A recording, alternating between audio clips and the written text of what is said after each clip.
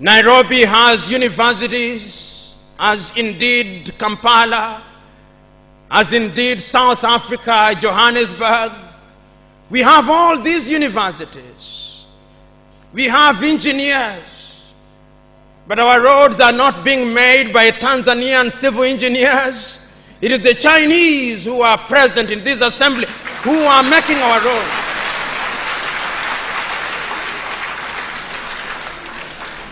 So we have engineers who cannot even make roads. We have doctors whom we have trained. But when we are sick, particularly if we are of the political class, depending on who colonized you, if you are colonized by the United Kingdom, you rush to London. If you are colonized by the French, you rush to Paris. If you are colonized by the Portuguese, you rush to Lisbon. And if you are colonized by the Spaniards, you rush to Madrid, Spain.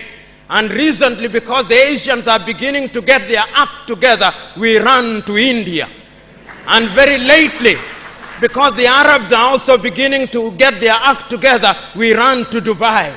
Notwithstanding that we have the Kenyatta hostels of this country, the Muhimbilis of Tanzania, the Chris Hani Baragwanaths of South Africa, and the Mama Yemos of Kinshasa in Zaire or the Democratic Republic of Congo, but we have no faith in our doctors. In the area of education, we also don't have faith.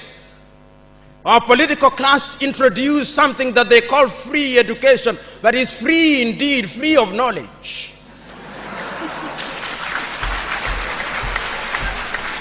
Because they are so suspicious of those institutions that the typical African politician would not dare take their children to those schools. Their children will be educated in the British system, in the American system, so that when they graduate, they go to the United Kingdom, to the United States. Not that there is anything wrong with those institutions, but the agenda is wrong because our leaders long lost the script and ought to be described for who they are, our misleaders. But we are co-authors of our own misfortune. Whenever we are given an opportunity to elect our leaders, we are given a blank check.